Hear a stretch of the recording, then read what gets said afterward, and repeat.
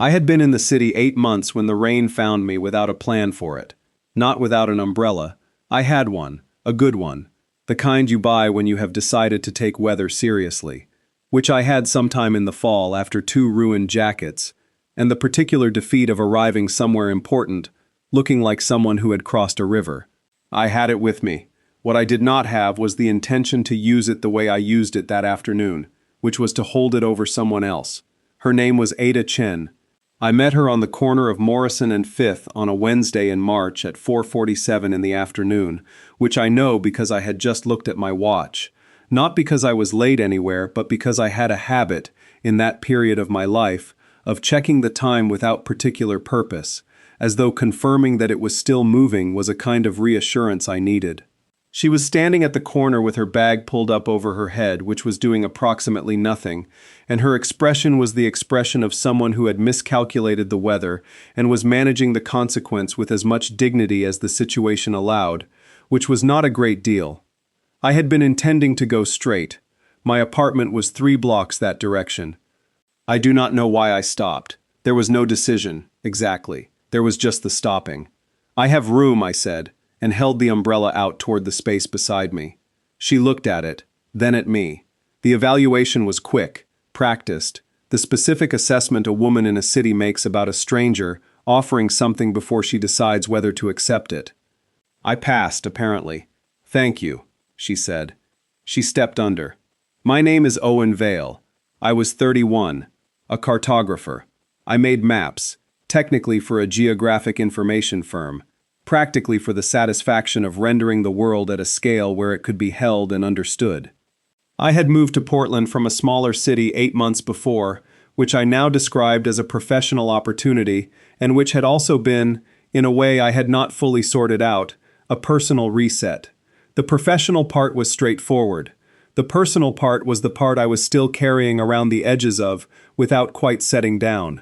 The rain came harder for a moment. She moved slightly closer under the umbrella, not quite close enough to touch, close enough that I was aware of the inch between us the way you are aware of something you are holding carefully. "Where are you headed?" she said. "Home," I said. 3 blocks.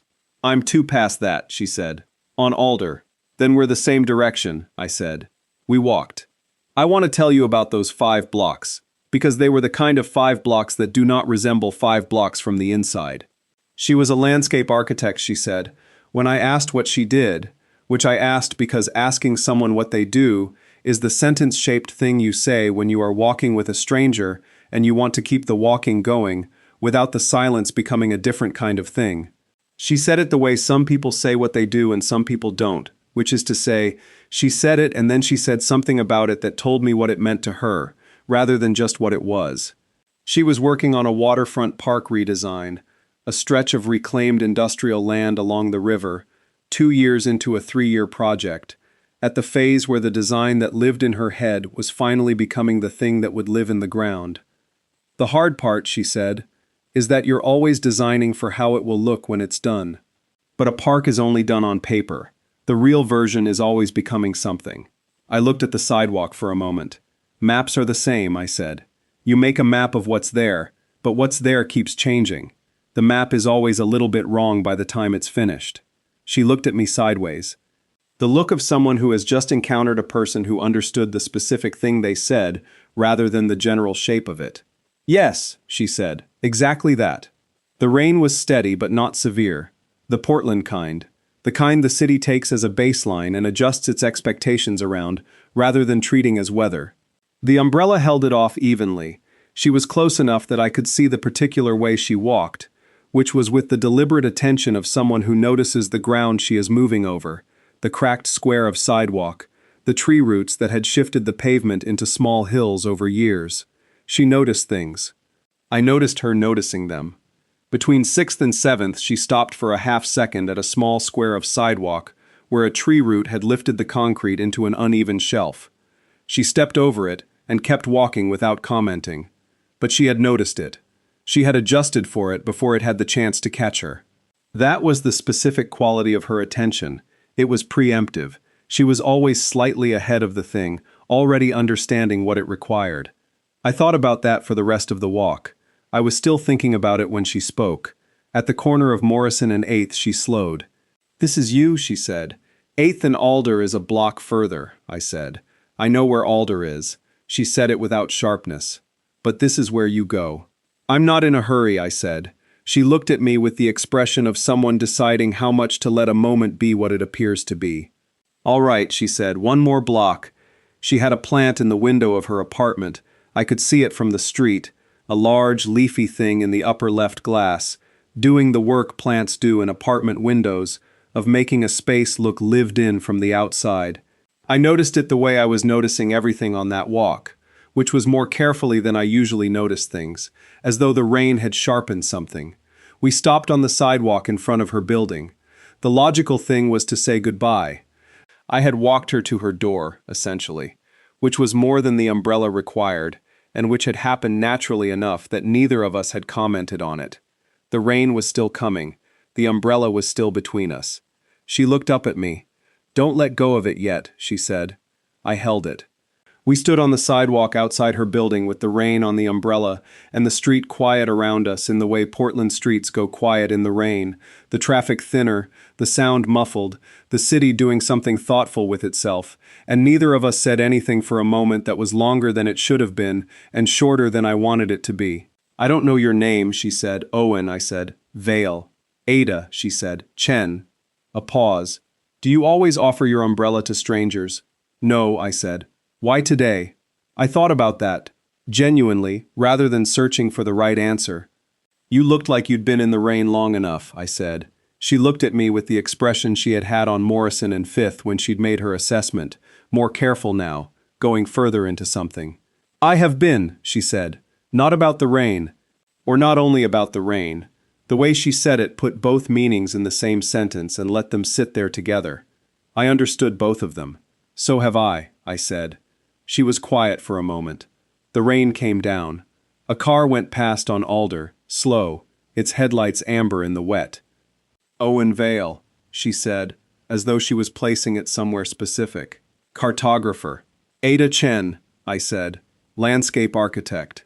"You know," she said, "those are almost the same thing. Mapping what's there," I said. "Designing what grows," she said. "In the same place." She looked at the umbrella, then at me, the edge of something in her expression that was not quite a smile and not quite not. "I think you should know my apartment has very good coffee." I looked at her. "And it's raining," she said. "And you have the only umbrella on this street." "I did notice that," I said. "So," she said it simply, like a woman who has said enough and is now waiting to see what a person does with enough. I lowered the umbrella and held it toward her. "After you," I said. "Here is what I want to tell you about the period before Ada, because it shapes what came after." I had moved to Portland in June the previous year, which meant I had arrived in the city's best season and experienced the disorienting phenomenon of thinking you have moved somewhere beautiful and then discovering, over the following months, that what you moved somewhere is the gray version of that beautiful place, which is what Portland is for approximately 7 months of the year. I had not minded the gray. I had, in a way I was not proud of, found it appropriate. The thing that ended before the move was a relationship of 4 years. I will tell you what I have come to understand about it, which took longer than the relationship itself to arrive at. It was good, genuinely, for most of its length. We were not incompatible. We were not unkind to each other. We were two people who had been the right company for each other at a particular time, and who had then, very slowly, grown into different shapes, and the shapes no longer fit the way they once had, and at some point we both knew this without the other saying it, and then finally one of us said it, and then it was over. What it left was not devastation, not bitterness, something more like disorientation, the particular kind that comes when you have been organizing your life around a future that has since been revised, and you have to locate the new direction without a map. I made maps for a living. I did not have one for this. The 8 months in Portland had been the slow work of making one. I had learned the streets, the neighborhoods, the coffee shops that had the right table by the right window, the specific weight of the rain at different times of year. I had a route to work I had started varying on purpose, because cartographers know better than most people that taking the same path every day is a way of mapping only what you already know. I had good colleagues. I had a neighbor, an older man named Gerald, who kept birds and brought me eggs on Sunday mornings in a way that asked for nothing in return, and which I had found, quietly, one of the more sustaining things about those months. I had called my mother reliably. I had done all the things a person does when they are rebuilding the ordinary. What I had not done was stop being in forward motion long enough to check whether the motion had a direction. That is the thing about the particular kind of reset I was in. It looks, from the outside, exactly like recovery. You are functioning, you are present, you are not miserable. But there is a difference between moving through a life and inhabiting one. I had been moving through, efficiently, with good technique, covering the ground. The ground was not yet home. I had not understood this until Ada. But I am getting ahead of myself. The 5 blocks with her were the first time something had started to fill in. Not because of what she said, or what I said, or the umbrella. Because of the particular quality of her attention. The way she walked, the way she noticed the sidewalk, the way she said a park is only done on paper, with the specific feeling of someone who had been thinking that thought for a long time and had not had the right person to say it to. Like someone who had also been working, in her own way, on the filling in. I had not known I was waiting for that. I had not known there was a waiting. The coffee was good. She had not lied about that. It was a small apartment, the kind of small that has been made efficient rather than diminished. Everything placed with the deliberate spatial sense of someone who designs for how things live together in a given area. There were drawings on the table, her project drawings, the waterfront park in elevation and plan view, the river visible on the left edge of the sheet in the particular blue she'd used to indicate water. There were plants in most of the windows, not only the one I'd seen from the street. There were books on the shelves that had been read rather than displayed. I looked at the drawings while she made the coffee. "Is it strange," she said from the kitchen, "that I'm showing you the project? You just walked in." "I design maps," I said. "I'm constitutionally incapable of not looking at a site plan." She appeared in the kitchen doorway with 2 mugs, and the expression she had, the one I was coming to recognize, though I had only known her 40 minutes, as the expression she made when something landed in a way she was going to hold on to. "I thought you might say that," she said. She handed me a mug. She looked at the drawings beside me. "The river section is the one that's been giving me trouble. How the edge meets the water. Where it's fixed, and where it's allowed to change," I said. She looked at me. "The edge," I said. "Where you decide what holds its shape, and what you let the water determine." She was quiet for a moment, then, "That's the problem exactly."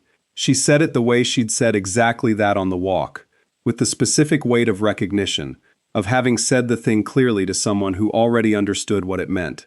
We sat at her kitchen table for 2 hours, not always about the project, mostly about the project, and through it, about the things the project was about, which were the things we were both, in our separate ways, working on, how the fixed and the changing live together, how you design for what will grow rather than only for what is, how you make something that holds its shape while allowing for the fact that it is always becoming something else.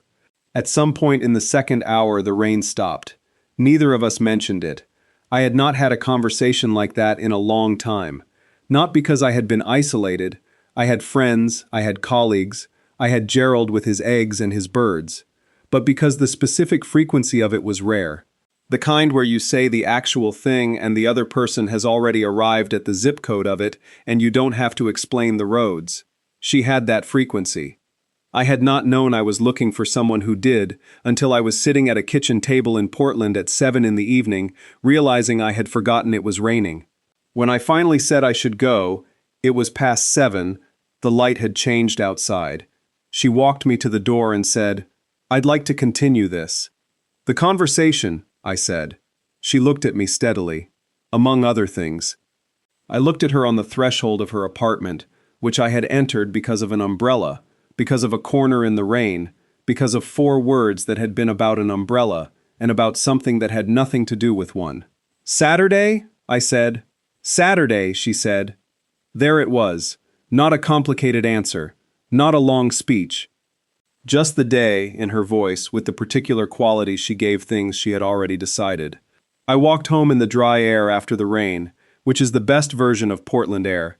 Clean, cold, everything sharper at the edges, the pavement still dark and reflecting the streetlights in a way that makes the city look like two cities at once. I still had the umbrella. I had not thought to leave it with her, and she had not asked for it, which meant, I thought, that we were both working from the assumption that there would be a next time to return it. It was a reasonable assumption. Neither of us was the kind of person who leaves things unsettled when they can be returned to.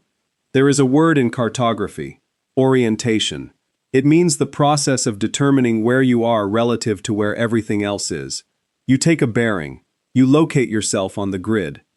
You understand, at last, which direction is north. I had been in Portland for 8 months. I had been in forward motion. I had been covering the ground. I had not known where I was until that evening, walking home in the dry air with someone else's Saturday still ahead of me. I was right about the next time. There were many next times. What I want to tell you about Ada Chen is the thing that is hardest to explain to someone who has not experienced it, which is the specific quality of being known by someone who notices carefully. Not known in the way of long familiarity, though we arrived at that too. Known in the prior way, the way that happens before the history, in the attention itself. She had a quality of looking at things, and then at the people who were adjacent to things, that saw what was actually there, rather than what was easiest to see. She had looked at me on a street corner in the rain for 3 seconds and made a decision. She had walked 5 blocks with me and understood what I meant when I said maps are always a little wrong. She had invited me into her apartment and spread her drawings on the table not to show me something but because she had correctly identified that this was the right language for us to speak together, not because she was performing, because she paid attention. I had spent years being with someone who cared about me genuinely and who did not notice things the way Ada noticed them. This is not a criticism. There are many ways to care for someone, and the noticing is only one of them, and it was not the fault of anyone that it was the one I needed most. It was simply that I had not known, until I encountered the thing I had been missing, that I had been missing it. Like a cartographer who has been drawing a region from elevation data alone and then stands on the ground for the first time and understands what texture means. She noticed the ground she was walking over. She noticed me walking beside her. Those were, in the end, the same quality. I had spent 8 months in a city learning its streets and filling nothing in. She filled something in within an afternoon. Not all at once. That is not how filling in works. But the first line of it, the mark that makes a sketch into something with a direction. She told me later, the following November, at dinner, the rain outside the restaurant window doing what Portland rain does in November, which is to confirm all your feelings about the season. She told me that she had almost not stopped under the umbrella. She had seen me coming. She had assessed me. She had decided no, which was her default, which was the calibrated position of a woman who had developed good judgment about strangers in cities and trusted it. And then she had looked again. She said she could not explain what she had seen the second time that she had not seen the first. Something in the way I was holding the umbrella, she thought, not offering it exactly, just making room. Like you weren't sure if it was worth asking, she said. But you were going to ask anyway. I looked at her across the table. I wasn't sure, I said. I know. She looked at her wine. Then at me. That's what changed my mind. On the morning she told me she loved me. A Sunday, the coffee already made, the city doing its quiet weekend thing outside the window. She said it the way she said everything she meant precisely, clearly, without excess, looking at me. I said it back. She looked at the window for a moment. Then she said, "You know what I keep thinking about?" "What?" "Morrison and Fifth," she said. "In the rain." A pause. I was so cold. I had been standing there for 6 minutes. I know because I was counting. She looked at me. "And then you stopped.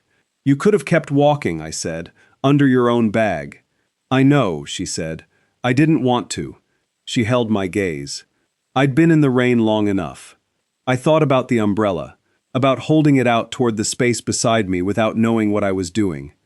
About don't let go of it yet on a sidewalk in the Portland rain, said by someone I had known for 8 minutes, in a way that meant what it meant and also meant the other thing. I had not let go. Neither had she. That was, in the end, the whole of it. Have you ever had a small thing, an umbrella, a corner, 4 words from a stranger, turn into the moment that changed the direction of everything? And did you know, while it was happening, that something was different? Tell me your story in the comments. If this one landed somewhere real, leave a like, subscribe, and I'll see you in the next video.